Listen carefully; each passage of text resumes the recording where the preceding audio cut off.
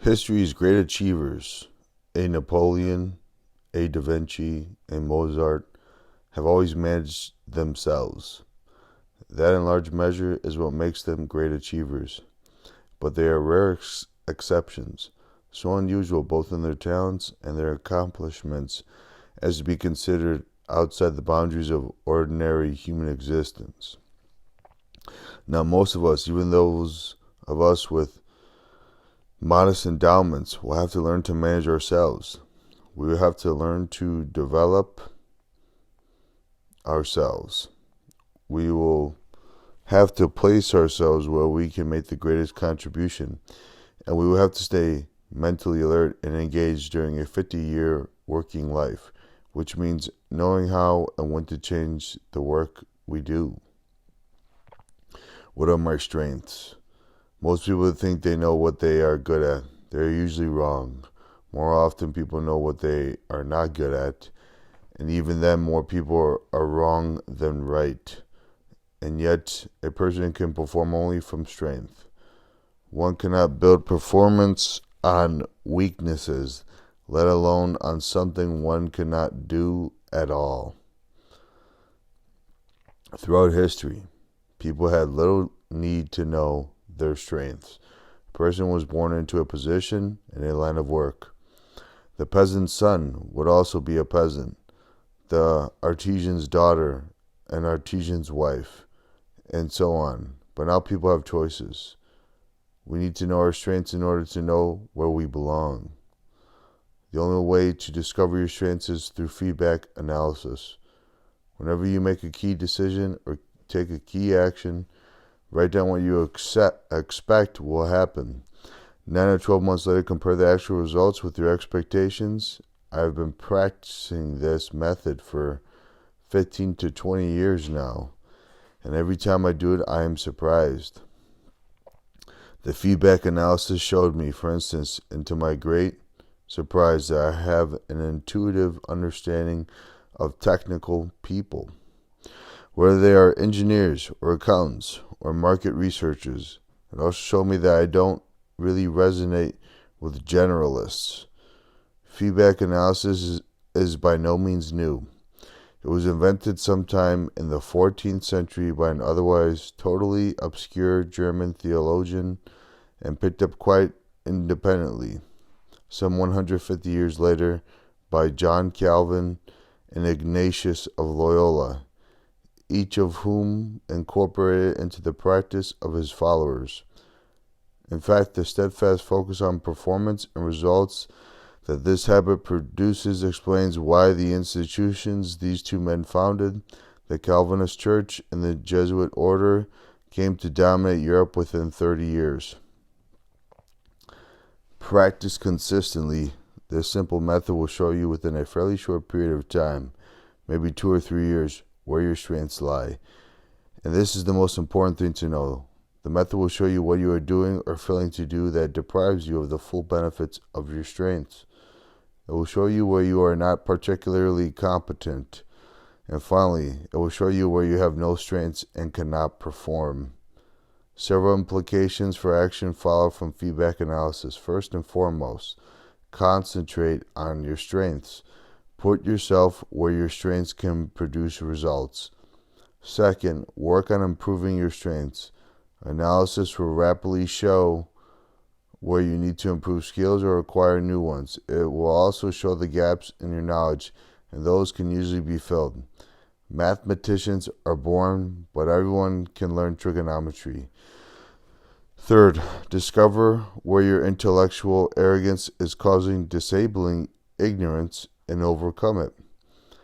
Far too many people, especially people with great expertise in one area, are contemptuous of knowledge in other areas or believe that being bright is a substitute for knowledge.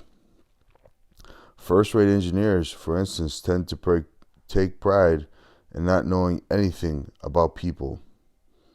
Human beings, they believe, are much too disorderly for the good engineering mind.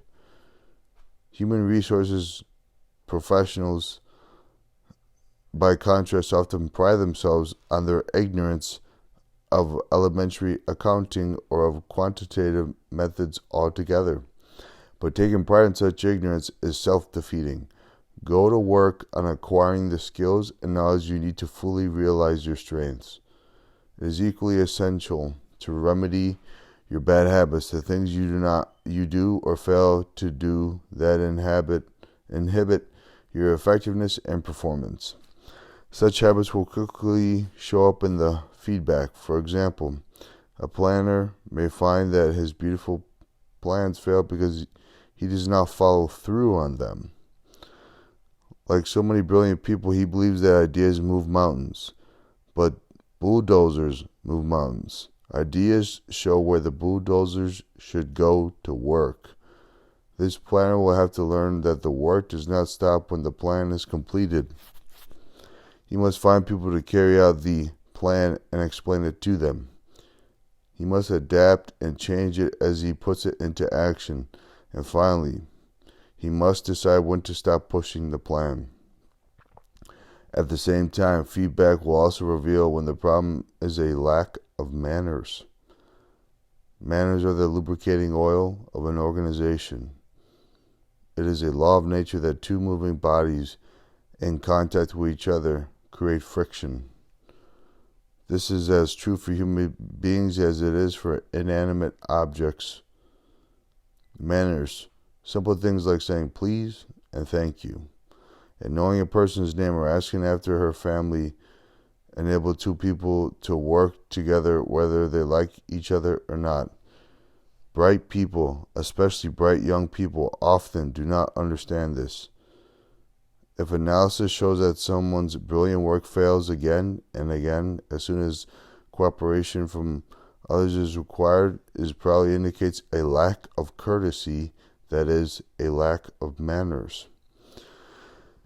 Comparing your expectations with your results also indicates what not to do. We all have a vast number of areas in which we have no talent or skill and little chance of becoming even mediocre. In those areas, as a person, and especially knowledge workers, should not take on work jobs and assignments.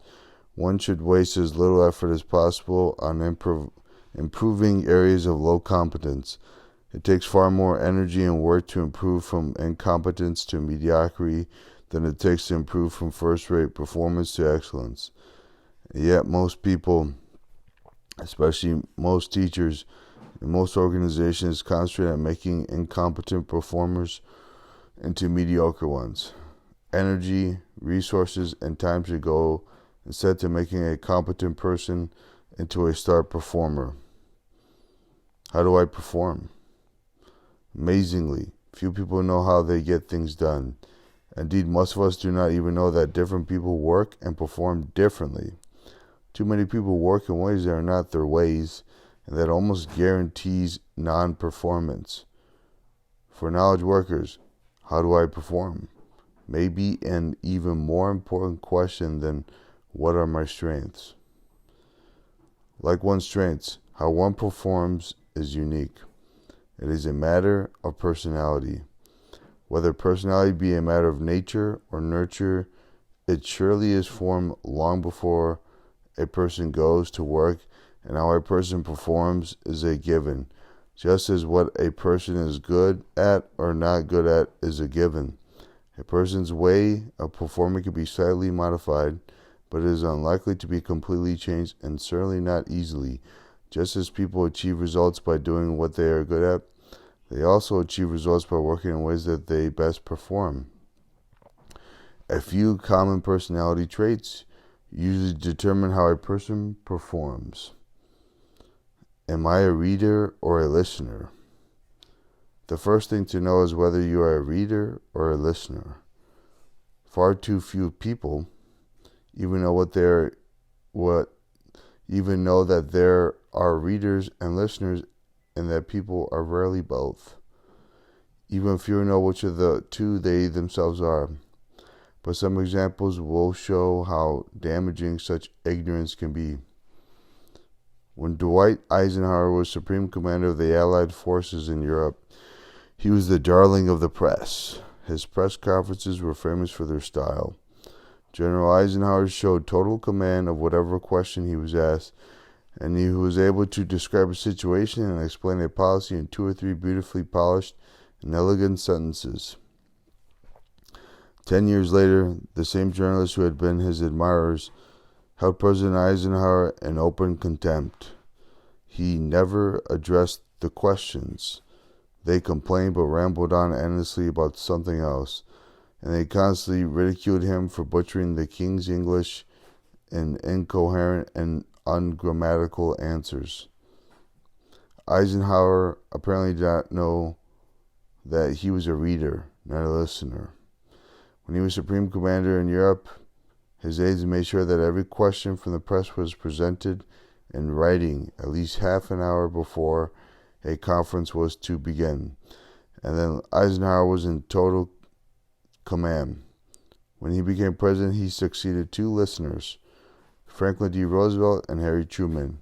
Both men knew themselves to be listeners, and both enjoyed free-for-all press conferences. Eisenhower may have felt that he had to do what his 2 predecessors had done.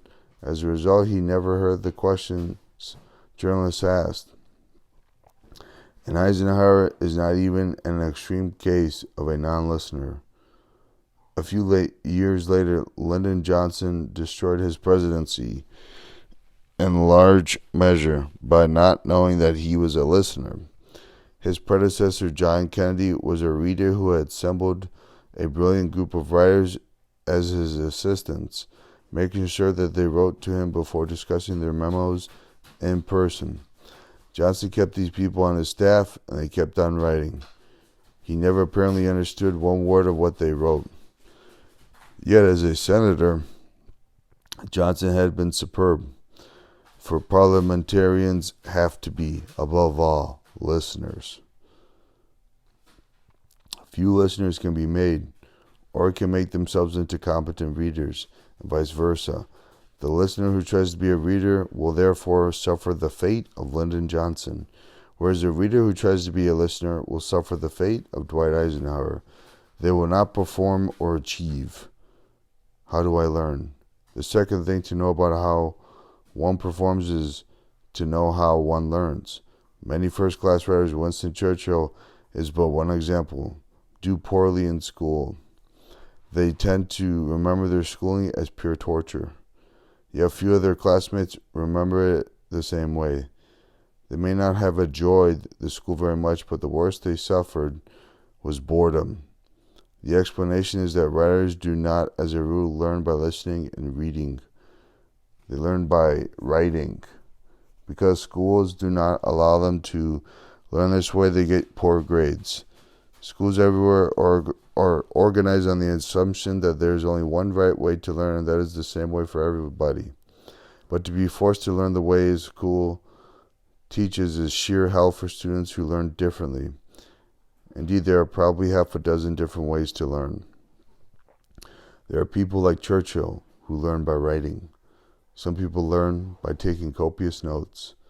Beethoven, for example, left behind an enormous number of sketchbooks, yet he said he never actually looked at them when he composed. Asked why he kept them, he reported to have replied, "If I don't write it down immediately, I forget it right away. If I put it into a sketchbook, I never forget it and I never have to look it up again." Some people learn by doing. Others learn by hearing themselves talk. A chief executive I know who converted a small and mediocre family business into the leading company in its industry was one of those people who learned by talking. He was in the habit of calling his entire senior staff into his office once a week and then talking at them for 2 or 3 hours. He would raise policy issues and argue 3 different positions on each one. He rarely asked his associates for comments or questions. He simply needed an audience to hear himself talk. That's how he learned, and although he is a fairly extreme case, learning through talking is by no means an unusual method. Successful trial lawyers learn the same way, as do many medical diagnosticians, and so do I. Of all the important pieces of self-knowledge, understanding how you learn is the easiest to acquire. When I ask people, How do you learn? Most of them know the answer, but when I ask, do you act on this knowledge? Few answer yes. And yet acting on this knowledge is the key to performance, or rather, not acting on this knowledge condemns one to non-performance. Am I a reader or a listener? And how do I learn? Are the first questions to ask. But they are by no means the only ones. To manage yourself effectively, you also have to ask, do I work well with people, or am I a loner? And if you do work well with people, you then must ask, in what relationship? Some people work best as subordinates. General George Patton, the great American military hero of World War II, is a prime example. Patton was America's top troop commander, yet when he was proposed for an independent command, General George Marshall, the U.S. Chief of Staff and probably the most successful picker of men in U.S. history, said, Patton is the best subordinate the American Army has ever produced, but he would be the worst commander. Some people work best as team members. Others work best alone. Some are exceptionally talented as coaches and mentors. Others are simply incompetent as mentors. Another crucial question is, do I produce results as a decision maker or as an advisor? A great many people perform best as advisors but cannot take the burden and pressure of making the decision. A good many other people, by contrast, need an advisor to force themselves to think. Then they can make decisions and act on them with speed, self-confidence, and courage. There is a reason, by the way, that the number 2 person in an organization often fails when promoted to the number 1 position. The top spot requires a decision maker.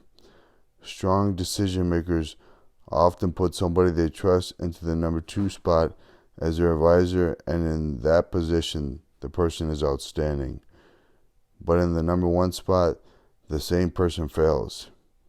He or she knows what the decision should be, but cannot accept the responsibility of actually making it.